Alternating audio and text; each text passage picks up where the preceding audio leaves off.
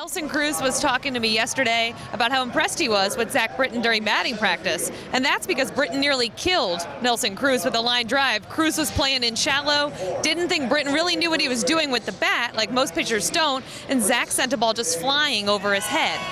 Unfortunately, that might be the only hit that Zach Britton gets here in interleague play as their ninth inning guy. Not a whole lot of opportunities for him to get in at bat here. A career .625 average.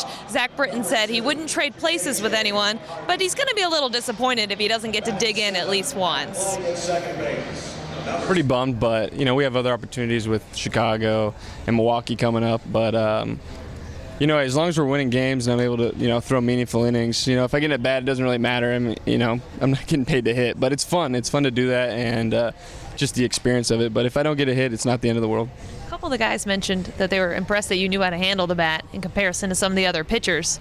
Can you take us through your experiences hitting? I know you haven't had an at bat in the majors since 2011, but you did very well.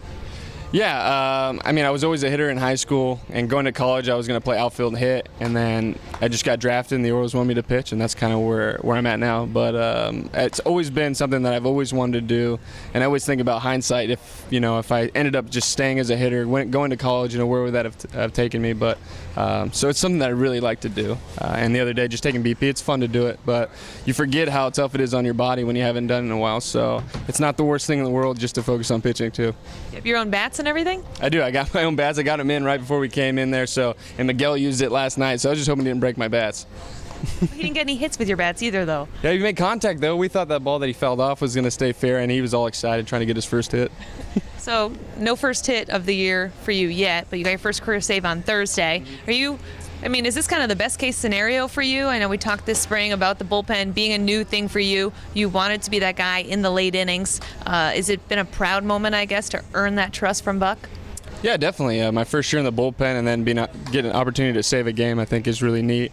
So just trying to throw well no matter what innings. At the beginning of the year I was throwing a little earlier than now I'm more late in the game, so it's definitely a different feel. But I like being out there when the game's on the line and being able to get these guys a win. And I know being an ex-starting pitcher, when you go out there and you throw a good game and having guys that can shut the door behind you is a good feeling. So I like doing that for our starters when they throw a good game for us.